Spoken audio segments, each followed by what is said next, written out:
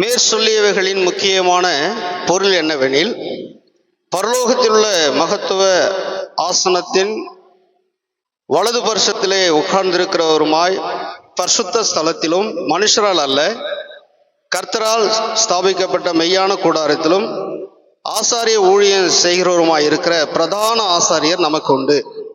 ஒவ்வொரு பிரதான ஆசாரியனும் காணிக்கைகளையும் பலிகளையும் செலுத்தும்படி நியமிக்கப்பட்டிருக்கிறான். ஆதலால் செலுத்தும்படிக்கு ஏதோ ஒன்று இவருக்கும் அவசியம் வேண்டியதாயிருக்கிறது. பூமியிலே இவர் இருப்பவரானால் ஆசாரியார் இருக்க மாட்டார். ஏனெனில் நியாயப்பிரமாணத்தின்படி காணிக்கைகளை செலுத்துகிற ஆசாரியர்கள் இருக்கிறார்களே. இவர்கள் செய்யும் ஆராதனை பரலோகத்தில் உள்ளவைகளின் சாயலுக்கும் நிழலுக்கும் ஒத்திருக்கிறது. அப்படியே மோசே கூடாரத்தை உண்டு பண்ண போகையில் மலையிலே உனக்கு காண்பிக்கப்பட்ட மாதிரியின்படியே நீ எல்லாவற்றையும் செய்ய எச்சரிக்கை இரு என்று தேவன் அவனுக்கு கட்டளையிட்டார். இவரோ விசேஷித்த வாக்குத்தத்தங்களின் பேரில் ஸ்தாபிக்கப்பட்ட விசேஷித்த உடன்படிக்கைக்கு எப்படி மத்தியஸ்தராய் இருக்கிறாரோ அப்படியே முக்கியமான ஆசாரிய ஊழியத்தையும் பெற்றிருக்கிறார். அந்த மூலம் முதலாம் உடன்படிக்கை பிழையில்லாத இருந்ததனால் இரண்டாம் உடன்படிக்கைக்கு இடம் தேட வேண்டியதில்லையே. அவர்களை குற்றப்படுத்தி அவர்களை நோக்கி, இதோ கர்த்தர் சொல்லுகிறது என்னவெனில், இஸ்ரவேல் குடும்பத்தோடும் யூதா குடும்பத்தோடும் நான் புது உடன்படிக்கை ஏற்படுத்தும் காலம் வருகிறது. அவர்களுடைய பிதாக்களை எகிப்து தேசத்திலிருந்து கொண்டு வரும்படிக்கு நான் அவர்களுடைய கையை பிடித்த நாளிலே அவர்களோடு பண்ணின உடன்படிக்கையைப் போல இது இருப்பதில்லை. அந்த உடன்படிக்கையிலே அவர்கள் நிலை நிற்கவில்லையே, நானும் அவர்களை புறக்கணித்தேன் என்று கர்த்தர் சொல்லுகிறார். அந்த நாட்களுக்கு பின் நான் இஸ்ரவேல் குடும்பத்தரோடு பண்ண உடன்படிக்கையாவது, என்னுடைய பிரமாணங்களை அவர்களுடைய மனதிலே வைத்து அவருடைய இருதயங்களில் அவைகளை எழுதுவேன். நான் அவர்கள் தேவனாயிருப்பேன், அவர்கள் என் ஜனங்களாயிருப்பார்கள். அப்போது சிறியவன் முதற்கொண்டு பெரியவன் வரைக்கும் எல்லாரும் என்னை அறிவார்கள். ஆகையால் கர்த்தரை அறிந்து கொள் என்று ஒருவன் தன் அயலானுக்கும் ஒருவன் தன் சகோதரனுக்கும் போதிக்க வேண்டுவதில்லை. ஏனெனில் நான் அவர்கள் அநியாயங்களை கிருபையாய் மன்னித்து அவர்கள் பாவங்களையும் அக்கிரமங்களையும் இனி நினையாமல் இருப்பேன் என்று கர்த்தர் சொல்லுகிறார். புது உடன்படிக்கை என்று அவர் சொல்லுகிறதினாலே முந்தினதை பழமையாக்கினார். பழமையானதும் நாள் பட்டதுமாயிருக்கிறது. உருவழிந்து போக காலம் சமீபித்திருக்கிறது.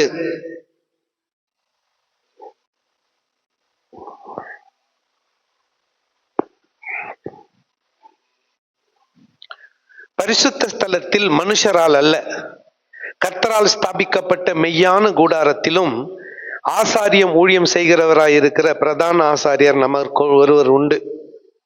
ஒவ்வொரு பிரதான ஆசாரியனும் காணிக்கைகளையும் பலிகளையும் செலுத்தும்படி நியமிக்கப்படுகிறான்.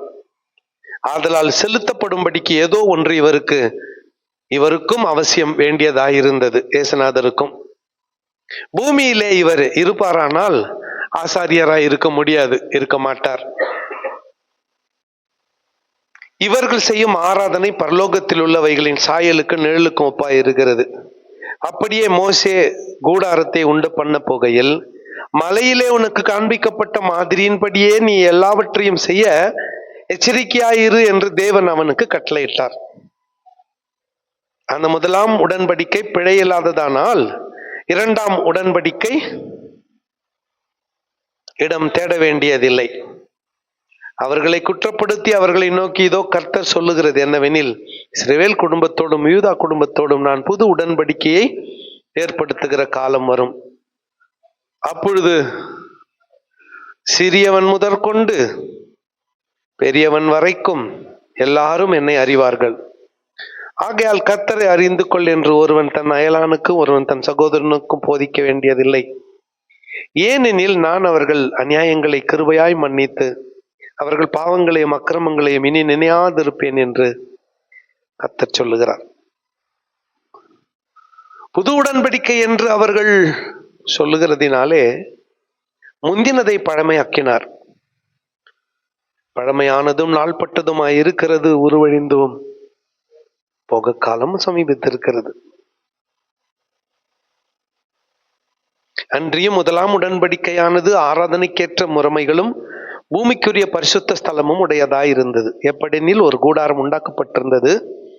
அதன் முந்தின பாகத்திலே குத்து விளக்கும் மேஜையும் தேவ சமூகத்து அப்பங்களும் இருந்தன. அது பரிசுத்த ஸ்தலம் எனப்படும். இரண்டாம் திரைக்குள்ளே மகா பரிசுத்த ஸ்தலம் எனப்பட்ட கூடாரம் இருந்தது. அதிலே பொன்னால் செய்த தூப கலசமும் முழுவதும் பொற்றகடு பொதிக்கப்பட்டிருந்த உடன்படிக்கை பெட்டியும் இருந்தன.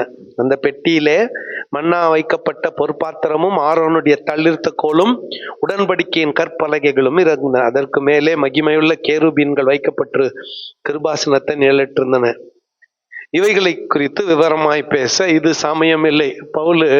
பவுல் இல்லை, இந்த ஆசிரியர் இந்த எழுதினவரு சொல்லிப்புட்டு ஸ்டார்ட் பண்ணிட்டு இதை பத்தி பேச நேரம் இல்லைன்றாரு.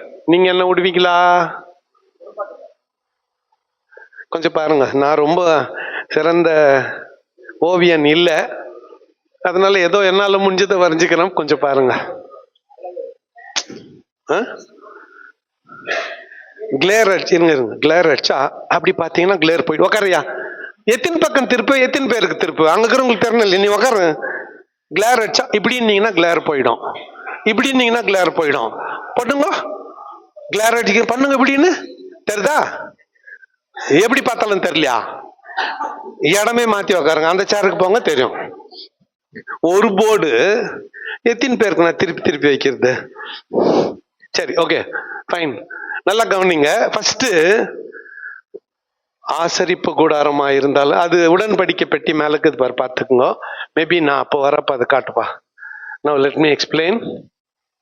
ஆசரிப்பு கூடாரம், ஆசரிப்பு கூடாரமா இருந்தாலும் சரி, சாலமோன் கட்டின தேவாலயமா இருந்தாலும் சரி, மாடல் ஒன்று தான். இது வெளிப்பிரகாரம். யூதர்கள் எல்லாம், ஆண் மக்கள் எல்லாம் இதுக்குள்ள போலாம், பிரகாரத்துக்குள்ள போலாம். இதுக்கு இப்படியும் வாசல் இருக்கும், இப்படியும் வாசல் இருக்கும், இப்படியும் வாசல் இருக்கும். பெரிய பெரிய ஆர்சி சபைகள்ல, பில்டிங்ஸ்ல குறைஞ்சது 2-3 என்ட்ரி இருக்குமா ஐயா? அவங்க ஃபாலோ பண்ணது இந்த மாடல். எப்படின்னா, ஒருவேளை இப்படி போயிட்டு இந்த வழியா வெளியே போயிடுவாங்க, இல்லை இப்படி போயிட்டு இந்த வழியா வெளியே போயிடுவாங்க. Okay, right. இது பிரகாரம் யாருன்னா போலாம், குறிப்பா யூதர்கள். பிரஜாதியாரும் லேடிஸும் அலௌடு இல்லை. லேடிஸ் எங்க போக முடியும்? நேத்து சொன்னேன் இல்ல, எங்க பிரதான ஆசாரியன் வீட்டுல இருந்து தேவாலயத்துக்கு போற வழியில 120 அடியில ஒரு இடத்துல தான் போய் முட்டி போட்டு ஆசாரியன் கிட்ட என்ன பண்ணோம்? ஜெபம் பண்ணிக்கணும், காணிக்க கொடுக்கணும். இது யூதர்கள். அதிகப்படியா எது வரலும் போக முடியும்? பிரகாரம் வரையிலும் போக முடியும். அடுத்து லேவியர்கள், ஆசாரியர்கள் மற்றும் ராஜாக்கள். லேவியர்கள், ஆசாரியர்கள் மற்றும் ராஜாக்கள். அங்க பாருங்க, மெனோரா இருக்குதா, குத்து விளக்கு. அங்க ஒரு தூப பலிபீடம் இருக்குதா? அது எந்த இடம்? பரிசுத்த ஸ்தலம். பரிசுத்த ஸ்தலம்.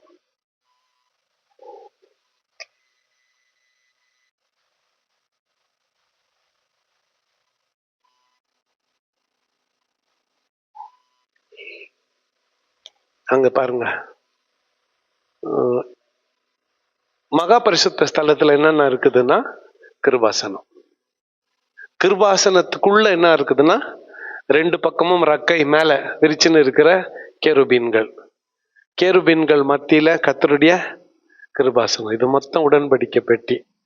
இது மண்ணா வைத்திருக்கிற, 1 ஓமர் அளவு மண்ணா வைத்திருக்கிற பொற்பாத்திரம், ஆரோனுடைய துளிர்த்த கோல், 10 கட்டளை பலகை. எதுக்குள்ள? உடன்படிக்கை பெட்டிக்கு உள்ள. சரி, அது அவங்க பாருங்க, ஆரோனுடைய துளிர்த்த கோல், மன்னா, 10 கட்டளைகள். இது எதுக்குள்ள இருந்துச்சு? உடன்படிக்கை பெட்டிக்குள்ள. இங்க இருக்கிற இந்த உடன்படிக்கை பெட்டியை தான் வெளியே கத்து காமிச்சேன் நானு. நீங்க டிவியில பார்த்துக்கோங்க. சரியா? ரைட். இது எதுக்கு அப்படின்னா சும்மா நீங்க இதை புரிஞ்சுக்கிறதுக்காக. இங்க 8ஆம் மற்றும் 9ஆம் அதிகாரத்துல 2 விஷயத்த இந்த ஆசிரியர் பேசுறாரு. ஒன்னு கூடாரம், இன்னொன்னு அங்க செலுத்தப்படுகிற பலி. ஒன்னு கூடாரம், அது ஆசரிப்பு கூடாரம். இன்னொன்னு அங்க செலுத்தப்படுகிற பலி. ஃபர்ஸ்ட் இந்த ஆசரிப்பு கூடாரத்தையும் ஏற்படுத்தினது கர்த்தர் தான். இது மோசேக்கு தோன்றினதல்ல, ஆரோன் தனக்கென்று ஏற்படுத்தி கொண்டதல்ல. முதல் ஆசரிப்பு கூடாரத்தையோ சாலமோன் கட்டின தேவாலயத்தையோ வடிவமைத்தது கர்த்தர் தான். அதுல எந்த மாறுபட்ட கருத்தும் இல்லை. ஆனா மகா பரிசுத்த ஸ்தலத்துல சேர் கிடையாது. ஆசாரியனுக்கு உக்காந்து ஊழியம் பண்ண ஆசனம் கிடையாது. ஆனா நம்ம சர்ச்சுங்கள்ல ஃபர்ஸ்ட் நம்ம ரெடி பண்றது என்ன தெரியுமா? பாஸ்டர் உட்கார்ற சேர் தான். இல்ல, பாஸ்டர் உட்கார்ற சேர் சும்மா கெத்தாக்கணும். அது எல்லாரத விட ஹைட் ஆக்கணும். அது மேல உக்காந்த உடனே நியாய தீர்ப்பு பஞ்சாயத்து சொல்லணுமோ தீர்ப்பு சொல்லணுமோன்ற எண்ணம் வரணும். அப்படியாப்பட்ட சீட் அது. கவனிக்கிறீங்களா? முக்கியமான நேரத்துல நம்ம கவனிக்கிறது இல்ல, அப்படி திருப்பிக்கிறது தலையா. எனக்கு இல்லை இதுன்றது.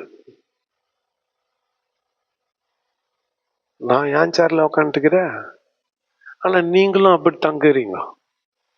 என் சேர் மேலேயே கண்ணு.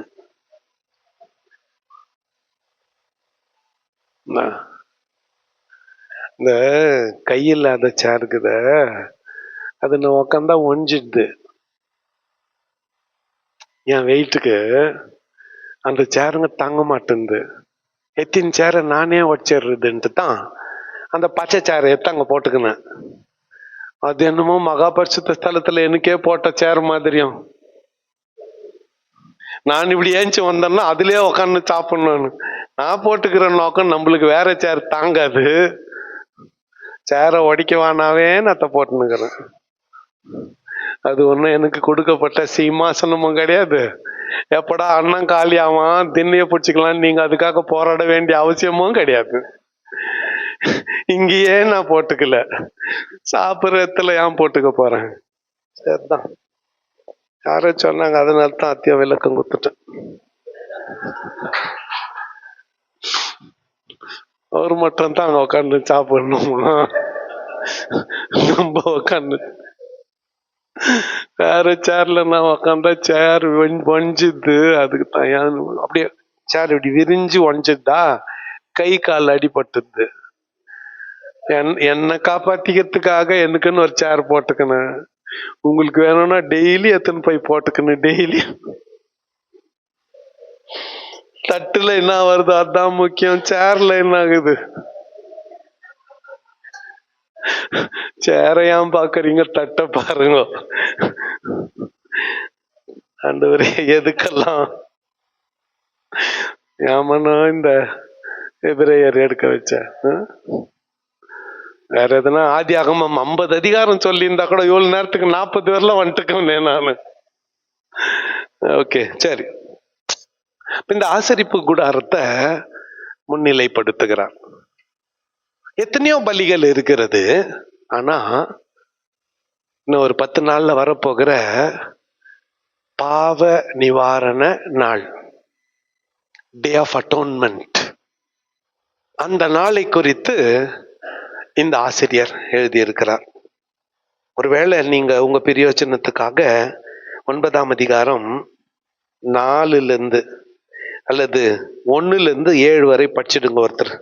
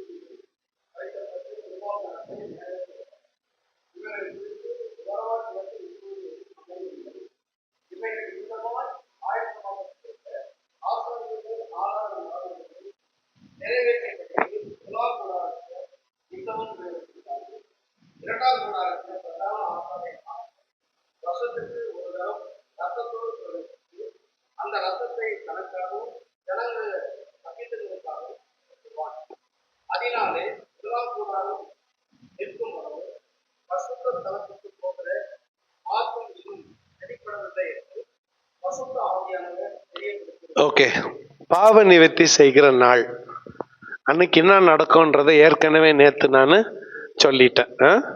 தன்னுடைய பாவத்திற்காகவும் சமஸ்த இஸ்ரவேலின் பாவங்களுக்காகவும் வருஷத்துக்கு ஒரே தரம் பாவ நிவர்த்தி செய்கிற நாள் என்று 7ஆம் மாதம் 10ஆம் தேதி அன்று பிரதான ஆசாரியன் இரத்தத்தோடு மகா பரிசுத்த ஸ்தலத்துக்குள் பிரவேசித்து பரிகார பூஜை செய்வான், பரிகார சடங்கு செய்வான், பரிகாரம் செய்வான்.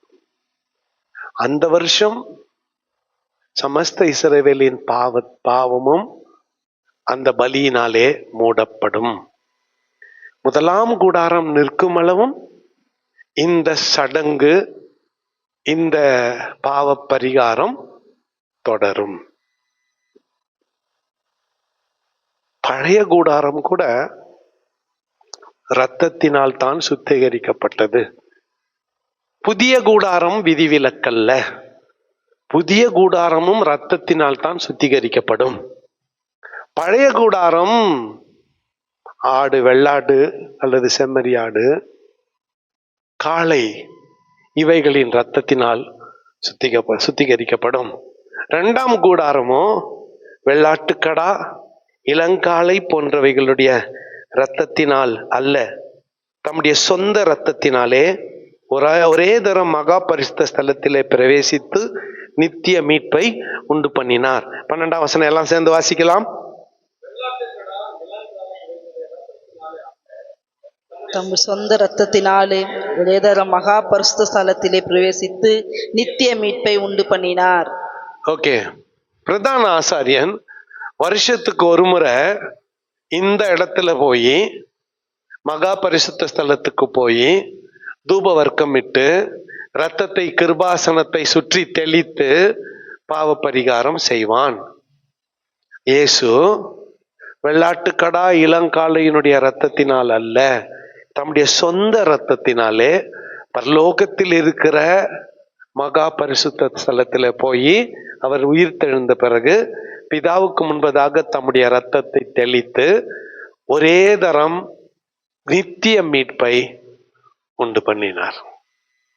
அப்போ முதலாம் உடன்படிக்கையில முதலாம் கூடாரத்துல, ஆசரிப்பு கூடாரமாகட்டும் சாலமோன் கட்டின தேவாலயமாயிருக்கட்டும், முதலாம் அமைப்புல ஒரு ஆசாரியன் வெள்ளாட்டுக்கடா இளங்காளையினுடைய இரத்தத்தினால் பரிகாரம் செய்தது போல 2வது உடன்படிக்கையில 2வது கூடாரத்துல இயேசு நம்முடைய சொந்த இரத்தத்தினாலே ஒரே தரம் மகா பரிசுத்த ஸ்தலத்துக்குள் பிரவேசித்து நித்திய மீட்பை உண்டு பண்ணினார்.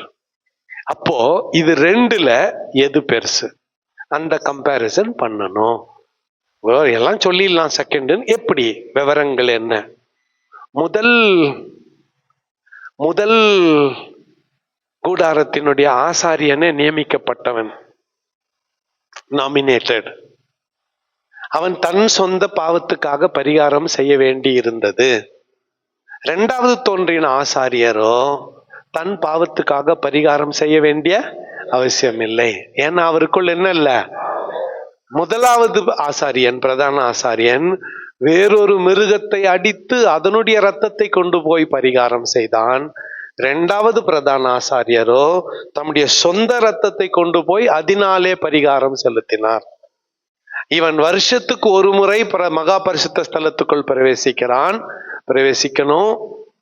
அவரோ ஒரே தரம், ஒன்ஸ் அண்ட் ஃபார் ஆல், கடைசியாய் ஒரே தரம் மகா பரிசுத்த ஸ்தலத்தில் பிரவேசித்து நித்திய மீட்பை உண்டு பண்ணினார். அதனால தான் அவரால் தைரியமா இட் இஸ் ஃபினிஷ்ட், முடிந்தது, பெய்ட் இன் ஃபுல் என்று சொல்ல முடிந்தது. அவர் வேலையை செய்து முடிச்சதுனால முடிச்சேன்னு அவரால் சொல்ல முடியுது. என்னால நாளைக்கு இவ்வளவு நேரம் முடிச்சேன்னு சொல்ல முடியாது. கம்மா தான் போட்டுட்டு போனோம். ஃபுல் ஸ்டாப் வைக்க எனக்கு என்ன இல்ல, அதிகாரம் இல்லை. ஏன்னா நான் மாம்சத்தின்படி ஏற்படுத்தப்பட்ட பிரதான ஆசாரியன். முழுமையான பரிகாரத்தை என்னால் கொடுக்க முடியாது. அவரோ தேவ திருஷ்டாந்தத்திலே ஏற்படுத்தப்பட்ட பிரதான ஆசாரியன். அவரால எல்லாவற்றையும் ஒரு முடிவுக்கு கொண்டு வர முடியும். வெள்ளாட்டுக்கடா இளங்காளையினுடைய ரத்தத்தினால் அல்ல, நம்முடைய சொந்த ரத்தத்தினாலே பாவ மன்னிப்பாகிய மீட்பை நமக்கு சம்பாதித்து கொடுத்தார். அடுத்து 15ஆம் வசனத்துல, ஆகையால் முதலாம் உடன்படிக்கையின் காலத்திலே நடந்த அக்கிரமங்களை நிவிர்த்தி செய்யும் பொருட்டு அவர் மரணம் அடைந்து அழைக்கப்பட்டவர்கள் வாக்குத்தத்தம் பண்ணப்பட்ட நித்திய சுதந்திரத்தை அடைந்து கொள்வதற்காக புது உடன்படிக்கையின் மத்தியஸ்தரானார், mediator of the new covenant. ஏனெனில் இங்கே மரண சாசனம் உண்டு, அங்கே அந்த சாசனத்தை எழுதினருடைய மரணமும் உண்டாக வேண்டும். ஏற்கனவே சொன்ன இந்த ஞாபகம் இருக்கா? மரண சாசனம் உண்டான பின்பு மரண சாசனம் உறுதிப்படும். அதை எழுதினவன் உயிரோடு இருக்கையில் அதற்கு பலன் இல்லையே. அந்தப்படி முதலான் உடன்படிக்கையும் இரத்தம் இல்லாமல் பிரதிஷ்டை பண்ணப்படவில்லை. இது ஏற்கனவே போன செஷன்ல அங்க தெளிவா எக்ஸ்பிளைன் பண்ணிட்டேன். கரெக்டா புரிஞ்சுச்சா இல்லையா? உயில் பத்திரப்பதிவு, உயில் பத்திரப்பதிவு. ஓகே, அடுத்து 18ஆம் வசனத்திலிருந்து 28ஆம் வசனம் வரை வாசிக்கும் பொழுது, ரத்தமில்லாமல் பிரதிஷ்டை பண்ணப்படவில்லை.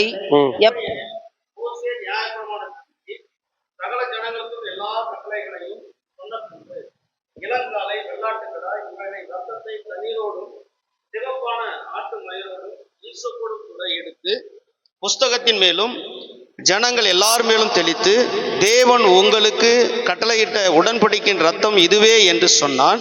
இவ்விதமாக கூடாரத்தின் மேலும் ஆராதனைக்குரிய சகல பனிமுட்டுகளின் மேலும் ரத்தத்தை தெளித்தான். நியாய பிரமாணத்தின்படி கொஞ்சம் குறைய எல்லாம் ரத்தத்தினாலே சுத்திகரிக்கப்படும். ரத்தம் சிந்துதல் இல்லாமல் பாவ மன்னிப்பு உண்டாகாது. ஆதலால் பரலோகத்தில் உள்ளவைகளுக்கு சாயலானவைகள் இப்படிப்பட்ட பலிகளினாலே சுத்திகரிக்கப்பட வேண்டியதாயிருந்தது.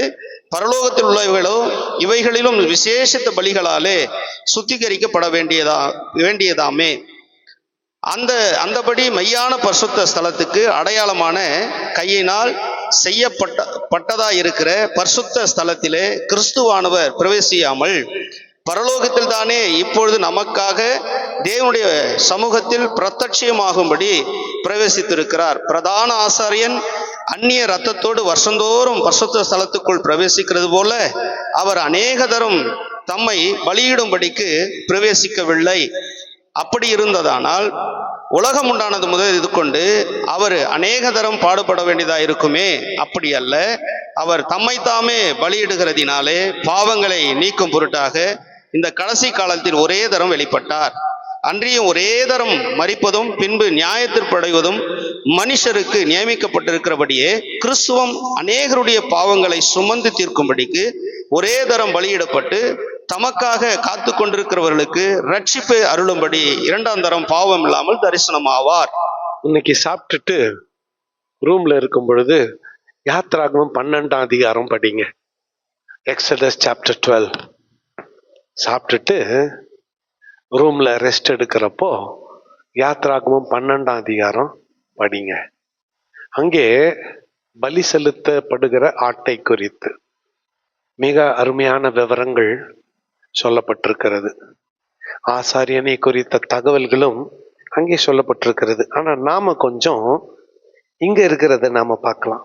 வெள்ளாட்டுக்கடா, இலைக்காலை இவைகளுடைய ரத்தத்தை எடுத்து தண்ணீர்ல கலந்து அந்த ஆசாரியன் ஜனங்க மேலெல்லாம் தெளிப்பான். அந்த ஆண்டு பாவம் சுத்திகரிக்கப்படும். ஆனா இயேசு மெய்யான பரிசுத்த ஸ்தலத்துக்கு அடையாளமான கையின பட்டதா இருந்த பரிசுத்த ஸ்தலத்துல கிறிஸ்துவானவர் பிரவேசியாமல் கையில செய்யப்பட்ட இதற்குள்ள அவர் பிரவேசிக்கல. மாறாக பரலோகத்திலே தானே இப்பொழுது நமக்காக தேவனுடைய சமூகத்தில் பிரத்யட்சமாகும்படி பிரவேசித்திருக்கிறார். பிரதான ஆசாரியன் மகா பரிசுத்த ஸ்தலத்துக்கு பிரவேசிக்கிறான். இயேசுநாதர் பிதாவினிடத்திலே பிரவேசிக்கிறார். அப்போ ஆசரிப்பு கூடாரம் இருந்த நாட்களில் ஆண்டவர் எங்க வாசம் பண்ணினாரு? கிருபாசனத்துல. இப்ப எங்க இருக்கிறாரு? பரலோகத்துல. இயேசுநாதர் இப்ப கிருபாசனத்துக்கிட்ட போய் என்ன பிரயோஜனம்? ஆகவே பிதா எங்க இருக்கிறாரோ அங்கேயே போய், பிதா ஏற்படுத்தின இடத்துல இல்ல, பிதா ஒப்படைச்ச இடத்துல இல்ல, பிதாவின் இடத்திலே போய் அவர்கிட்டயே போய் பாவ மன்னிப்பாகிய மீட்பை நமக்காக சம்பாதி கொடுத்தார். பிரதான ஆசாரியன் வேற ஒரு ரத்தத்தை எடுத்து பரிகாரம் செலுத்துவான். இயேசுநாதருக்கும் மற்ற பிரதான ஆசாரியனுக்கும் இருக்கிற வித்தியாசம் என்ன? மற்ற பிரதான ஆசாரியன் வேற ரத்தத்தை எடுத்து செலுத்துவான். இயேசுவோ சொந்த ரத்தத்தை எடுத்து நமக்காக பரிகரித்தார். இதுதான் இயேசுநாதருக்கும் மற்றவர்களுக்கும் இருக்கிற வித்தியாசம்.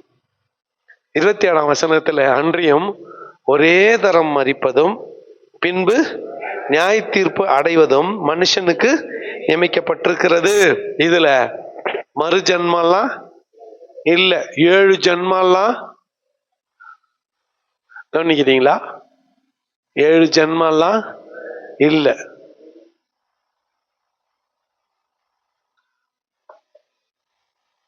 இந்த ஜென்மத்துல நல்லது செஞ்சானா அடுத்த ஜென்மத்துல இந்த ஜென்மத்துல தீமை செஞ்சானா வர ஜென்மத்துல நாயா பிறக்குவியான். எங்க தமிழ பேராசிரியர் சொன்ன ஒரு கதை சொல்றேன். இந்த தும்பி இருக்கும்ல, தும்பி சின்ன வயசுல அதை பிடிச்சி பின்னால குச்சி விட்டு பறக்க விடுவாங்க பசங்க. ஒரு பெரிய ஒரு ஞானி அவர் என்ன சொன்னா, தம்பி இப்படி பண்ணாதடா, வர ஜன்மத்துல நீ தும்பியா பிறப்ப, அந்த தும்பி மனுஷனா பிறந்து அது உனக்கு குச்சி வைக்கண்டான்னாராம். அதுக்கு இவன் சொன்னானா, சாமி அப்படி இல்ல, போன ஜென்மத்துல நான் தும்பியா பிறந்தேன்,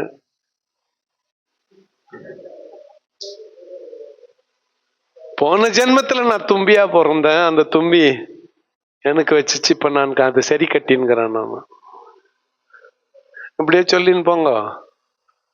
ஆனா வேதம் தெளிவா சொல்லுது, 7 ஜென்மம் இல்ல, ஒரே ஜென்மம் தான், ஒரே தரம் பின்பு மனிதனுக்கு நியமிக்கப்பட்டிருக்கிறபடி ஒரே தரம். அடுத்த ஜென்மத்துல பாத்துக்கலாம்லாம் இல்லை. அப்படி யாருன்னா இந்து மதம் மற்ற மதங்களின் உபதேசங்கள் இருந்தா அதை நம்ம மேற்கோள் காட்ட கூடாது. சரி, 10ஆம் அதிகாரத்தை வாசிக்கலாம். நியாயப்பிரமாணமானது வரப்போகிற நன்மைகளின் பொருளாயிராமல்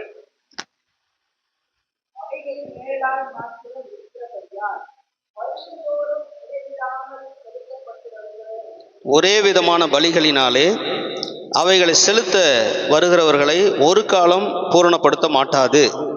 பூரணப்படுத்துமானால் ஆராதனை செய்கிறவர்கள் ஒரு தரம் சுத்தமாக்கப்பட்ட பின்பு இன்னும் பாவங்கள் உண்டென்று உணர்ந்தும் மனசாட்சி அவர்களுக்கு இல்லாது இருப்பதினால் அந்த பலிகளை செலுத்துகிறது நிறுத்தப்படும் அல்லவா. 23ஆம் வசனம் வரையிலும் இந்த கதையத்தான். எது? பாவ நிவர்த்தி செய்கிற நாள், அதை தொடர்ந்து 25ஆம் வசனத்தை வாசிக்கலாம்.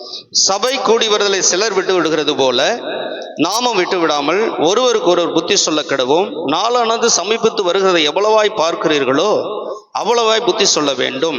ஓகே, சபை கூடி வருதலை கிடியன்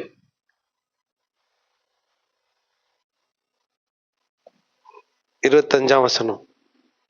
சபை கூடி வருதலை சிலர் விட்டு விடுகிறது போல நாமும் விட்டு விடாமல் ஒருவருக்கு ஒருவர் புத்தி சொல்ல கடவும், நாளானது சமீபித்து வருகிறதை எவ்வளவாய் பார்க்கிறீர்களோ அவ்வளவாய் புத்தி சொல்ல வேண்டும். இவ்வளவு நேரம் ஆசரிப்பு கூடாரத்தை குறித்தும் கிருபாசனத்தை குறித்தும் பலியை குறித்தும் பேசிக் கொண்டிருந்த இந்த ஆசிரியர் டக்குன்னு எங்க வந்துட்டாரு? சபைக்கு, சர்ச்சுக்குள்ள வந்துட்டாரு. ஏன் சர்ச்சுக்குள்ள? இவ்வளவு நேரம் ஆசரிப்பு கூடாரம் அங்க பேசியிருந்தவரு ஏன் சர்ச்சுக்குள்ள என்ட்ரி கொடுக்கிறாரு? நல்லா யோசித்து சொல்லுங்க.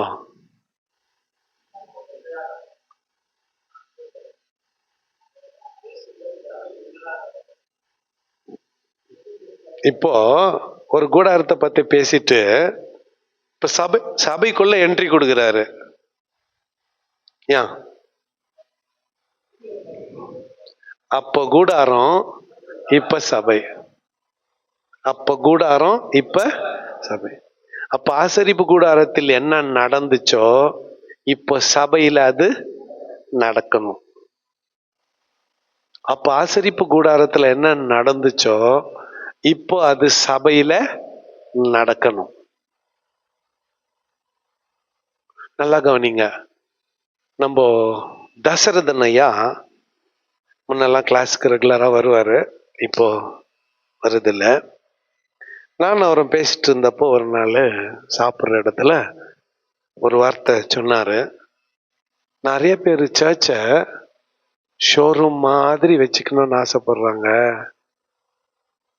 But in reality church workshop அப்படின்னாரு.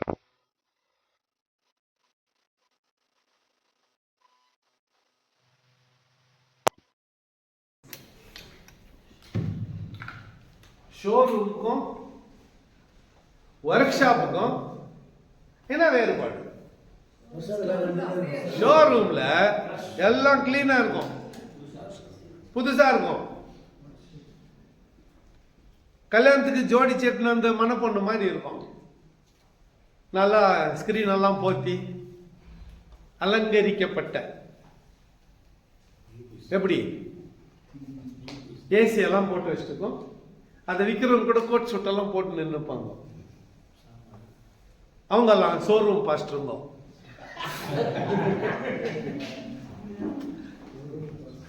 உங்க சர்ச்சு ஷோரூமா ஒர்க் ஷாப்பான்னு முடியல நீங்க தெரிஞ்சுக்கோங்க.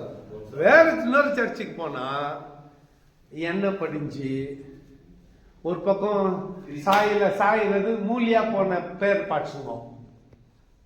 ஒன்னுத்துக்கும் உதவாத வண்டி பக்கத்துல வரிசையா பார்த்து நின்னுக்கும். ஆதாமியா வாழ் ஓட்டின வண்டியா இருக்கும், ரொம்ப ஓல்டு. இந்த காக்கி சர்ட்டு கருப்பா மாறிட்டு இருக்கும், உப்பு பூத்துருக்கும்.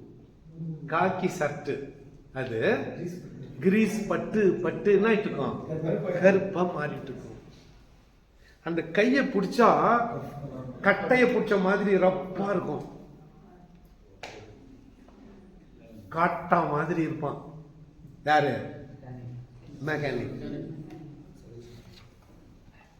அவன் ஒரு பழைய கட்ட ஸ்டூலு, அதுக்கு மூஞ்செல்லாம் ஒஞ்சிட்டு இருக்கும். அவன் பின்னால பகுதி ஒரு பாதி தான் உக்காரான், அதுல முழுசா உக்காந்து வேலை செய்ய முடியாது. உக்காந்தும் உக்காராம பட்டம் படாம குனிஞ்சு என்ன பண்ணப்பான். எதை நீ இத இப்படி எத்தனை போய்தான் கல்யாணம் ஆகிறதுக்கு முன்னால நம்ம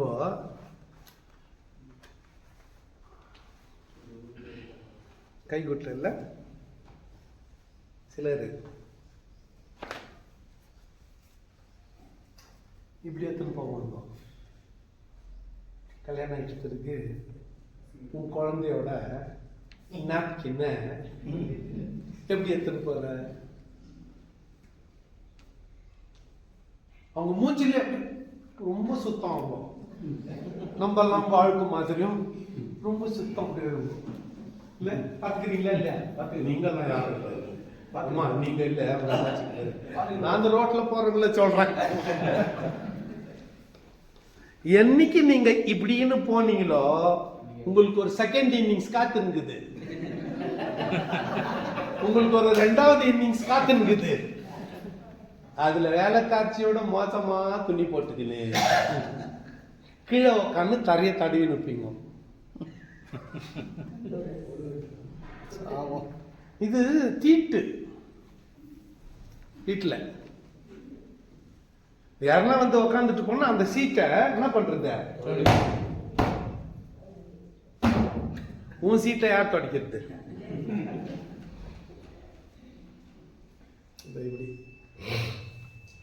நம்ம கூட காலேஜ் வாழ்க்கையில கல்லூரி வாழ்க்கையில எப்படி தாங்க. ஆனா பிள்ளைங்களை பெற்றதும் அதெல்லாம் மாறி போகுது. நம்மளோட முன்னுரிமை மாறி போகுது. நம்முடைய ப்ரையாரிட்டிஸ் சேஞ்ச் ஆயிடுது. நம்முடைய நடவடிக்கைகள் சேஞ்ச் ஆயிடுது. இல்ல நம்ம பயன்படுத்துற பொருள்களே மாறி போகுது. நம்ம யூஸ் பண்ற பொருளுங்களே மாறி போகுது. அப்படியே போட்டோம். இப்போ நாம நம்ம சபைய ஷோரூமா வச்சுக்க பார்க்கிறோம். திட்டங்கள் எல்லாம் அதுக்கு தான் வகுக்கிறோம். சர்ச் ஸ்டார்ட் ஆகணும்னா வெளியே 2 பேரு கோட் போட்டுன்னு டை கட்டிக்கின்னு வரவில்லை, please come, please come, please come, welcome பண்றதுக்கு 2 பேரை வச்சிடறோம். இல்ல தப்பே இல்லை. ஆனா சர்ச்சுக்குள்ள எப்பேற்பட்டவர்களுக்கு இடம்?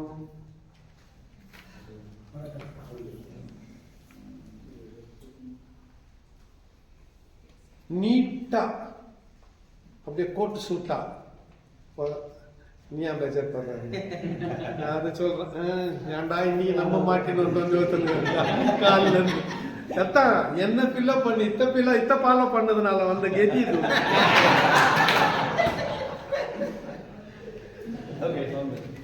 ஒர்க் ஷாப்ல நல்லா நீங்க சர்ச்ல நீங்க ஒரு 10 நிமிஷம் சீக்கிரமே முடிக்க போறேன். ஏன்னா இது முடிஞ்சிச்சு. நெக்ஸ்ட் ஏறத்தாழ நீங்க எக்ஸ்பிரஸ் ட்ரெயினுக்கு டைமுக்கு முன்னாலே ஓடி இருக்குது. பிரச்சனை இல்லை. ஓகே, சர்ச் எப்படி நான் இதை சொல்லி இந்த முழு கதையை நான் நிறைய செய்ய விரும்புகிறேன். நிறைய பேருக்கு ஆசை நம்ம சபைகளை ஷோரூம் மாதிரி வச்சுக்கணும்ட்டு. வெளி உலகம் அதைத்தான் விரும்புகிறது கூட. Posh, majestic. ஆனா சபை வந்து கேஷுவாலிட்டி மாதிரி இருக்கணும். ஐசியூ மாதிரி கூட இருக்கக்கூடாது. ஐசியூல கூட ஏசி போட்டு வெறும் 1-2 டாக்டருங்களோ 1-2 நர்ஸுங்களோ தான் உள்ள போவாங்க. ஆனா சர்ச் கேஷுவாலிட்டி மாதிரி இருக்கணும். கேஷுவாலிட்டி தெரியுதா? எமர்ஜென்சி யாருன்னா உள்ள போலாம். ஆடு மாடு நாய் கோழி பண்ணி கூட கேஷுவாலிட்டியில எல்லாருக்கும் அனுமதி இல்ல. அந்த மாதிரி கூட்டம் எப்பவுமே நிரம்பி வழியணும். கண்ணு போனது, காது போனது, கை போனது, கால் போனது எல்லாத்துக்கும் இடங்கணும். அது எங்க தானா? சர்வீஸ் சென்டர்ல தான், ஒர்க் ஷாப்ல தான். நம்ம சர்ச் ஒர்க் ஷாப் ஆக்கணும். என் ஒர்க் ஷாப்ல கூட ரிப்பேர் ஆயிட்ட வண்டிங்க ஒரு 5 இருக்குது, 4-5. என்ன அப்படி பாக்குறீங்களா? அந்த ரிப்பேர் ஆயிட்ட வண்டிகளை சக்கத்தா ஓடுற வண்டியா மாத்தி, இன்னும் சொல்ல போனா என்ன மாதிரி ஓடுற வண்டிகளா மாத்தி, யாரு வேலை? சரியான மெக்கானிக் வேலை. ஒரு டோர் தொங்கி நிற்கும். வீட்டுக்கு ரிப்பேர் பண்ணி அப்பனா 2 டோர் தொங்குற மாதிரி அனுப்பக்கூடாது. இப்ப இந்த ஒர்க் ஷாப்ல என்ன வேலை நடக்குதுன்னா, பழுது பார்க்கிற வேலை நடக்கிறது, ரிப்பேர் வேலை. சர்ச்சில் என்ன வேலை நடக்கணும்? ரிப்பேர் வேலை நடக்கணும். இந்த ஃப்ரண்ட்ல இருக்கிற பம்பரு பெண்ட் ஆயிட்டு இருக்கும். அதை கழட்டி எண்ணெயில போட்டு ஊற போட்டு லேத்துக்கு அனுப்பணும். லேத்துக்காரன் என்ன பண்ணுவான், இந்த பக்கம் ஒரு பிரஸ் இந்த பக்கம் ஒரு பிரஸ் குத்து, அது ரெண்டுத்தையும் டைட்டா பிடிச்சிக்கின்னு மேல இருந்து ஒரு பிரஷர் அமுத்துவான். கோணியாப்பா வந்து உடையாம நேரம் ஆகும். வேற மாதிரி பிரஷர் குத்தா உடஞ்சிடும். பார்க்கு ஃப்ரண்ட்ல இருக்கிற அந்த பம்பர் உடைஞ்சிடும். ஆகவே இப்படி பிரஷர் கொடுப்பான். இப்படி பிரஷர் கொடுத்தா அது நேரா வரும். அதுக்கு அடுத்த கட்டம் இன்னொரு ஸ்பேர் பார்ட்ஸ் போயிட்டு இருக்கும். பெட்ரோல் ஊத்தியாத்த நல்லா கிளீன் பண்ணி அதுல அடைப்புகள் இருக்கும், அதெல்லாம் எடுத்து எல்லாம் முடிச்சுட்டா கூட கடைசியா ஞான ஸ்நானம் என்கின்ற வாட்டர் சர்வீஸ், அதுக்கு முன்னாலே எல்லா வேலையும் முடிச்சுட்டு கட்சியா என்ன சொல்லுங்க, வாட்டர் வாஷ். எங்க பெரும்பாலும் எப்போ நான் என் கார் வாட்டர் வாஷ் பண்ணாலும் வீட்டுக்கு போறதுக்குள்ளலாம் மழை வந்துடுது, திரும்பி சேராச்சு. வாட்டர் வாஷ் பண்ணி எத்தனை போய் யார்கிட்ட ஒப்படைக்கணும், அந்த வண்டி ஓனர்கிட்ட ஒப்படைக்கணும். ஆனா நம்மளுக்கு சேல்ஸ் இதுல இருக்கணும், ஷோரூம்ல ஏசியில குழு அறையில ஏசியில உட்கார்ந்து நான் என்ன பண்ணணும், I want to have my ministry in air condition. ஒரு மண்ணுக்கும் உதவாது, ஒரு மண்ணுக்கும் உதவாது. அப்ப ஏசியில இருக்கிறவங்கலாம் நான் அவங்கள பத்தி பேசல, நான் என்னை பத்தி பேசுறேன். நான் ஒஞ்சிட்ட பிரேக்க ரிப்பேர் பண்றேன், பெண்ட் ஆயிட்டு இருக்கிற ஹேண்ட்ல ஸ்ட்ரைக் பண்றேன், பஞ்சர் ஆயிட்டு இருக்கிற வண்டிய பஞ்சர் போடுறவன். ஒன்னுத்துக்கும் உதவாதுன்னு எல்லாராலும் ரிஜெக்ட் பட்ட வண்டிய நல்லா ஓட்டி காட்டுறேன். அப்பத்தானே நான் ஒர்க் ஷாப் வச்சதுக்கு அர்த்தம். ஷோரூம் காசுக்கிறவெல்லாம் வச்சுக்குவாயா, வேலை தெரிஞ்சவன் தான் ஒர்க் ஷாப் வைப்பான். புரியுதா? காசுக்கிறவெல்லாம் ஷோரூம் வைக்கலாம். என்ன 1 கோடி ரூபாய் கொடுத்துட்டா அவனே வந்து பில்டிங்க கட்டி உள்ள கண்ணாடி சேம்பர் எல்லாத்தையும் போட்டு 4 காரை நிறுத்திட்டு விற்கிறதுக்கு 4 ஆளுங்களையும் நிறுத்திட்டு அதுல அழகா 2 பொண்ணுங்களையும் நிறுத்திட்டு போயிடலாம். நீங்க சும்மா என்ன பார்த்து சிரிக்காதீங்க, அந்த கம்பெனி அவனே பாத்துக்கிறான் எல்லாத்தையும். காசு மட்டும் நீ குத்துட்டா போதும், அவனே எல்லாத்தையும் பாத்துக்கிறான். அப்புறம் நீ என்னத்துக்கு? அப்படியாப்பட்ட சர்ச்சை என்னத்துக்கு? கண்ணு போந்தோம், காலு போந்தோம், கை போந்தோம் வரட்டும், எல்லாத்துக்கும் ஜெபம் பண்ணி நல்லா பண்ணி பேய் ஓட்டி நோய்களை குணமாக்கி அழுதுன்னு வந்ததை கண்ணை தொடச்சி சமாதானப்படுத்தி தண்ணியில முழுக்கி ஏற்பி வாட்டர் வாஷ் பண்ணி அங்கீகரிக்கப்பட்ட பாத்திரமாய் மாற்றி அதை கொண்டு போய் எஜமான் கையில ஒப்படைக்கிறது தான். அதெல்லாம் உன் வேலை ஒழியறது இல்ல. இந்த வேலையில உன் கை சுட்டுக்கும். ஸ்க்ரூ டிரைவர் இப்படி பண்ணுகிறப்ப ஸ்க்ரூ டிரைவர் தெரியாம எங்க பாயும், இந்த கையில பாஞ்சிடும், கால் மேல குத்திக்கும், ரத்தம் வரும், தீயும் கிரீஸையும் சேர்ந்து குடிக்க வேண்டி வரும், காஃபியையும் பெட்ரோலையும் சேர்ந்து குடிக்க வேண்டி வரும், கிரீஸ் கையிலே சோத்தை பிசைஞ்சு சாப்பிட வேண்டி வரும். நேரத்துக்கு சாப்பிட முடியாது, நேரத்துக்கு தூங்க முடியாது. கடை சாத்திர நேரத்துல ஒருத்தன் 9:45 ஒரு வண்டியை நிறுத்துவான். அர்ஜென்ட்டா சென்னைக்கு போகணும், கொஞ்சம் பண்ணி குத்துரு சார், கொஞ்சம் பண்ணி குத்துரு. அப்பதான் பா ஆண்டவரே நீ கொடுத்த அந்த நல்ல இலை பார்த்தலுக்காக நன்றின்னு தலகாணி மேல கை வச்சா 10 மணிக்கு ஒரு போன் வரும். ஐயா சோத்துறையா வயிறு ஐயா வாசல்ல நின்னுக்கிறேன் கதவை தரணும். சொல்ல முடியுமா? எனக்கும் இடுப்புல நான் 10 ஹாஸ்பிட்டலுக்கு போன்னு சொல்ல முடியுமா? முடியாது. லுங்கி எடுத்து கட்டிக்கின்னு ஓடி போய் கதவை திறந்து உள்ள கூப்பிட்டு ஜெபம் பண்ணி அது போறதுக்கெல்லாம் அது உட்காந்து வந்தது வயிறு நோவுன்னு எந்தெந்த கதையோ பேசும், அவ்வளோ கதையும் கேட்டுக்கணும், ஜபமும் பண்ணணும். அது போறதுக்கு 12:30 ஆகும். 12:30 மணிக்கு அப்படி போனோம். அப்பாடா அப்படின்னு இன்னொரு போன் வரும், ஐயா வயிறு நோவு வந்துச்சு. குழந்தை தலைக்கிழக்கு தான். நீ ஜெபம் பண்ணத்தான் வெளியே வரும்ன்றது. நீ நேரில் வந்து பண்றியா போன்ல பண்றியா? நான் என் சொந்த அனுபவத்தை சொல்லுகிறேன். என்னோட ஓன் எக்ஸ்பீரியன்ஸ். உடனே 12:30 மணிக்கு நம்ம பொண்டாட்டி லேபர் வார்டில் இருக்கிற மாதிரி நினைச்சுன்னு ஜெபம் பண்ணணும். ஏன்னா எதனா ஒண்ணு பாஸ்டர் கூட ஜெபம் பண்ணாரு இப்படி ஆயிடுச்சுன்னு வந்தோம். வேணும்னே சொல்லுவாங்க பாஸ்டர் கூட ஜெபம் பண்ணாரு அப்ப கூட இது இப்படித்தான் ஆயிடுச்சுன்னு வந்தோம். அதுக்காக நம்மளே அழுது என்ன பண்ணோம்? ஜெபம் பண்ணோம். ரைட், சரி ஆயிடுச்சு. 2 மணிக்கு தான் தூங்க போறோம். 5 மணிக்கெல்லாம் இன்னொரு கதை. சரியான நேரத்துக்கு உறக்கம் இல்லை, ஓய்வில்லை, உழைப்பு, கஷ்டம். ஆனா அப்படிப்பட்ட ஒர்க் ஷாப் தான் ஒரு உண்மையான சபை.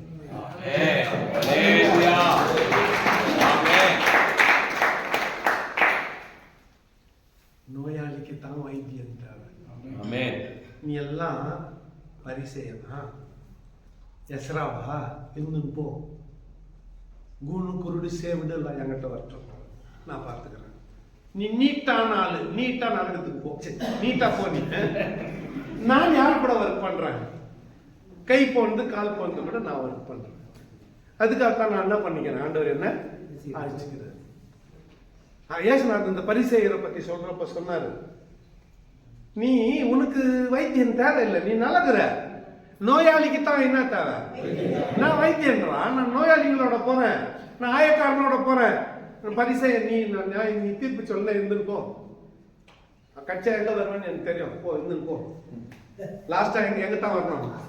லாஸ்ட் அவருக்கு தெரியும், அதான் சொல்றேன். லாஸ்ட் எங்கிட்ட தான் வரணும், பாத்துக்கிறேன் போ. ஆனா நான் அவங்க கிட்ட வேலை செய்யறேன். Let me work with under privileged people. சமுதாயத்துல புறக்கணிக்கப்பட்டவர்களோடு நான் என் வேலையை செய்யறேன் அப்படின்னு இயேசுநாதர் செஞ்சார். இப்போ உன்னுடைய ஊழியம் யாருக்காக? நிறைய பேர் இன்னைக்கு பெர்ஃபெக்ஷனிஸ்ட். நம்ம நெஞ்ச மாதிரி எல்லாம் நடக்கணும், முடியா இருக்கணும், ரொம்ப அப்படியே பெர்ஃபெக்ஷனிஸ்ட். அது உதவாது. கிறிஸ்தவ ஊழியத்துக்கு உதவாது. வேற காலேஜுக்கு வேற இடத்துக்கு அது உதவும், இந்த இடத்துக்கு உதவாது. ஸ்ட்ரிக்டா ரூல்ஸ் போட்டு அது பிரகாரம் இருக்க முடியாது. ஒரே விஷயத்த 100 முறை சொன்னாலும் 101வது முறை அதைத்தான் செய்வாங்க. எங்க மக்கள் அப்படி என்ன பண்றது? மாற்றத்தான் முயற்சி பண்ணுவோம், பிரயாசப்படும், இன்னும் பிரயாசப்படும். Let us try one more time. Let us try one more time. இதுதான் நம்முடைய நோக்கமாய் வழிமுறையாய் இருக்க வேண்டும். கொஞ்சம் மேல இந்த ஆண்டவர் உனக்கு எத்தனை முறை கிருபையா வாய்ப்பளிச்சுக்கிறான்னு யோசித்து பார்த்தா நீ யாரையும் என்ன பண்ண மாட்ட, நியாயம் தீர்க்க மாட்ட. God is so gracious on you. Therefore you go and be gracious on other people. தேவன் உனக்கு கிருபை அளித்தது போல உங்கள் மற்றவர்களுக்கு ஒரு கிருபையாய் நடந்து கொள். நீ என்ன பெற்றுக்கொண்டையோ அந்த மனசுல வச்சுக்கோ. மற்றவங்களை அதே மாதிரி பண்ணு. சபை என்பது அதுதான், ஊழியம் என்பது அதுதான். ஆனா நிறைய பேருடைய வாஞ்சை நம்ம ஊழியம் வேற லெவல்ல இருக்கணும், வேற லெவல். ஆனா அந்த வேற லெவல் தான் என்னன்னு தெரியல. ஷோரூம் தான் அந்த வேற லெவல் தான் என்னன்னு ஷோரூம் தெரியல. சரியா சொல்லணும்னா ரோட்டோரத்துல தெருவோரத்துல பூட்டு கூட இல்லாத குடிசை போட்டுக்குன்னு அங்க வண்டியை ரிப்பேர் பண்றான் பாரு, அவன் தான் உண்மையான சர்வீஸ்மேன். இல்ல ஆபத்துக்கு உதவி செய்யறோம் அவன் தான். ஒரு வண்டி ரிப்பேர் ஆயிடுச்சு, அவன்கிட்ட போன சும்மா ஏதோ ஒன்று பண்ணிட்டு சார் போ சார் சேராக்குதுன்ட்டு 2 வயரை முறுக்கிட்டு 20 ரூபாய் வாங்கி அனுப்பிடுவான். அதே வண்டியை ஷோரூம் கிட்ட எடுத்துட்டு முன்னால இருக்கிற ஹெட்லைட்டை மாத்தணும். ஏன்னா விஷயம் என்னன்னா அவன் கடைக்கு 2 ஹெட்லைட் யாரோ ஆர்டர் பண்ணிட்டு வாங்காத போயிட்டு இருப்பாங்க. நீ அதே மாடல் வண்டியை ரிப்பேருக்கு எடுத்துன்னு போன பாரு, இவன் தலையில கட்டலான்ட்டு இது கூட போயிட்டு இருக்குதுன்னு அர்த்தம் மாத்திடுவான். அனுபவத்துக்கு தான் சொல்றேன். ஆனா நம்ம சபைகள் அப்படி இருக்கலாம். நம்ம சபைகள் ஒர்க் ஷாப். ஆண்டவர் உன்னை வெறும் காலில் நடக்க வச்சு 4 கிராமத்தில் ஊழியம் பண்ண வச்சாரா, சந்தோஷப்பட்டு செய்.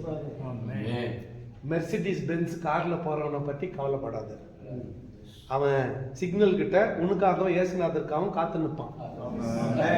யாருன்னா கட்டுறது, நான் கூட கட்டுறேன், என்னையும் சேர்த்துட்டான்.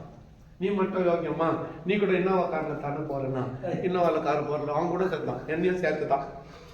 உன் கூட தான் ஏசுநாதர் டபுள்ஸ்ல வருவாரு, என் கார்ல ஏற மாட்டாரு. ஆனா நானு அவர்கிட்ட ஸ்டேரிங் கொடுத்துட்டு நான் பின்னால உட்காந்துக்கிறாரு. அப்ப அவர் என் கார்லயே வருவாரு. நானே எனக்கு சொல்லி வச்சுக்க முடியுமா? ஆண்டவருடைய பிள்ளைகளே, கிருபை ஆண்டவர் உங்க கையில 4 ஆத்துமாக்களை கொடுத்துக்கிறாரு. பட்டி பார்க்க வேண்டியதை பட்டி பாரு, டென்ட் எடுக்க வேண்டியதை டென்ட் எடு. அப்படின்னா மடங்கிட்டு இருக்கிறத தட்டி. வழக்கமா நம்ம இரும்புல சுத்தி வச்சுன்னு இருப்போம். கார் டிங்கர் வேலை போய் பார்த்தீங்கன்னா கட்டையில சுத்தி வச்சிருப்போம். கட்டையில ஏன்னாக்கா பட்டம் படாம தொற்றும் தொடாம அடிக்கணும் அந்த தகரத்தை. இரும்புல அடிச்சா ஓட்ட விட்டுரும், தொண்டி ஆயிடும், இல்லைன்னா கலர் கொட்டிடும். அடிச்ச மாதிரியே இருக்கணும், அடிக்காத மாதிரி இருக்கணும். நம்மளது இரும்பு சுத்தி இல்ல, மர சுத்தி. காலையில அடிச்சிச்சு, இப்ப ஆத்தின்குது.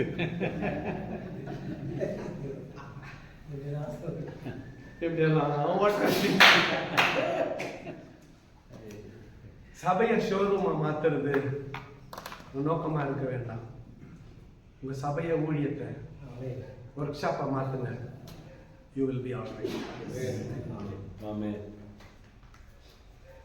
என்னையா மேல உயர்ந்து போக வழி சொன்னா கீழே என்ன தெருவுக்கு அனுப்புற? உயர்ந்து போனா யார் வருவாங்க?